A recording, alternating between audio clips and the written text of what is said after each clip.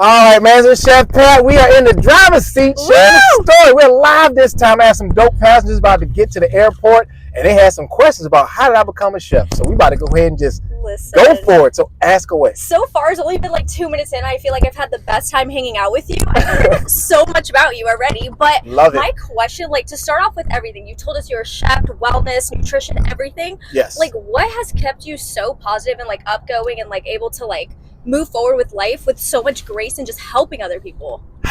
Great question, and try to make this a very precise response. A lot of it is because I'm a parent. I have a 13-year-old son, and it gives me the motivation to keep going. I've recognized that in life we have pitfalls, we have highs, we have lows. I'm literally coming out of what I consider a low moment. Made some bad investments, had some business decisions that didn't quite go my way, but I have a son who's dependent on me, and I have a son that's watching what I do. So I recognize in this moment, this is where I have to teach him that, when things don't go your way, you don't give up, you don't quit. Honestly, if something in life has not killed you, that means you have the ability and the skill set to keep moving. So I did not die from my experiences, so I'm going to keep moving. I'm reinventing myself and really just believing more into what I can do. Wow, so that beautiful attitude to just keep going for my child is really what drives me. If I didn't have a child, I may have been a little bit in a funk longer, honestly. But because of my child, I have to keep going. I have to keep realizing, look, I got talent, I got skills, I have value. And ultimately just want to keep sharing it with people. Amen. Wow. Okay, so question for like about your son. Like how is that relationship formed? Like what do you guys like? Do you teach him some of your chef skills, wellness? Like is he your taste tester? Like how does that work? So I would tell you right now, my relationship with my son has been interesting because me and his mom are divorced. So he's had to go through some transition with me and me being in different places. But I would say our relationship is getting better because I'm learning how to improve it. He's 13, and teenagers, this phase sucks. And I'll be honest with you. I've learned to stop being mad at him because he is so much like me. So when I'm mad at him, I'm really more mad at myself. So I've really learned to take a different approach as I deal with some of his experiences, some of his decisions. But when it comes to food, yes, I'm teaching him how to cook because he's at an age now I can leave him in the house alone. So I don't want to leave him alone when he's starving, or I don't want to leave him alone when he has to order food. So I've taught him how to make pizza from scratch. He makes pasta, he can make rice. Yes, so he can make dishes. As long as there's a base of grains in the house and veggies and mushrooms, he can make a meal. But yes, he can make pizza from scratch. He's learned how to make dough. I teach him my little secret to make sauce from scratch. But I'm plant-based, his mom isn't, so he goes between these two worlds. So when he's with me, he's never going to eat meat. But I don't judge him for when he does eat it. I just know my responsibility as a parent is educate him. I let him know why I've chosen this route. I let him know more about food and how it can affect your body. If he makes choices not to eat differently, that's okay. But when he's with me, he knows he's always going to have a plant-based meal, period. That's so amazing. And what made you go plant-based? I went, honestly, because I recognize how food's impacting me. It first started in the 90s. Like I gave up red meat and pork back in like 96, 97. But chicken and fish were the hardest things for me to let go of. But back in about 2019, I decided to challenge myself. I was running a half marathon, so I was doing training for that. And while I was training, I just wanted to really see how my body would respond. So I literally went vegan about 2-3 weeks away from training just to see if it would have a negative impact on my body. Since it didn't, I just kept going and didn't look back and just continued to learn, because going plant-based is a learning experience. It is a journey, and you have to do your research. And I tell anybody that ever wants to do it, make sure you know where you're going to get your food from, whether you're going to shop and cook or if you're going to order out. If you can do those things, you'll be fine. Wow. Some people jump into it, don't really know, and they become carboholics. All they eat is rice and pasta all day.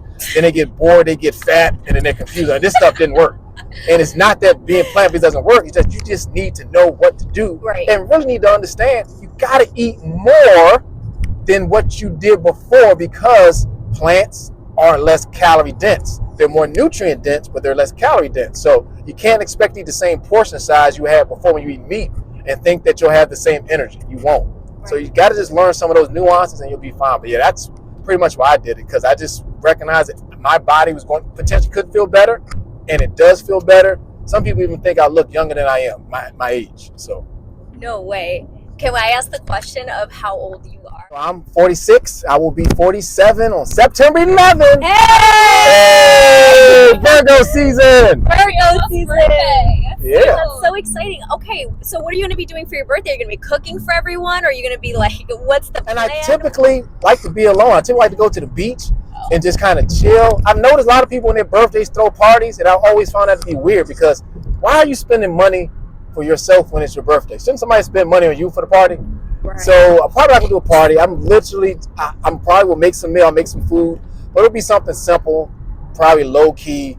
I've always been that way when it comes to my birthday. I'm just real solemn. I like to just reflect and look forward, plan forward. Like this has been a crazy year for me, as far as just letting go and transitioning. So in the next couple of weeks, I'm looking forward to just being thankful for where I'm at and looking forward to where I'm going to be. Amen. Yeah. So you were saying that you were into wellness. Like, can you kind of get us into that? Like, how did you get into it? Like, what are you like into now? What do you do to like kind of get with yourself and like get grounded with life? Like, what is it? So my wellness journey started with fitness. I actually used to be a teacher. And if you don't know, many teachers typically take on part-time jobs, side gigs, because they need the extra money. So I got into being a personal trainer.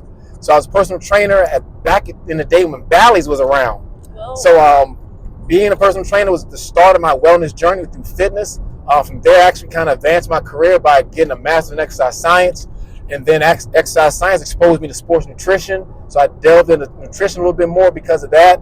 Then I started actually tinkering around my own nutrition. So I actually worked on weaning myself off of animal-based products, getting myself closer to potentially being vegan. And then within the past 6 years, yes, I became vegan fully as far as just how I eat.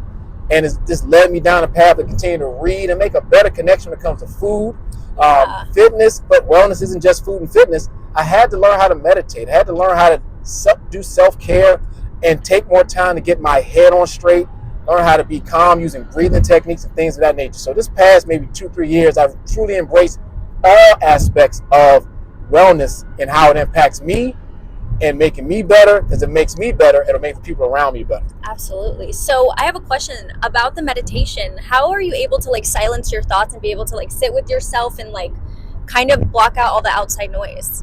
I've learned to do it early. As soon as I get up, I made a practice of not using technology, not touching my phone. I've recently just made sure when I go to sleep, I keep the phone either in the closet or in a separate room, so it's away from me. So it's not the first thing I try to reach for. But I've just learned to take quiet space and just repeat maybe one message over and over. For me and what I'm experiencing right now, I believe the universe provides everything I need.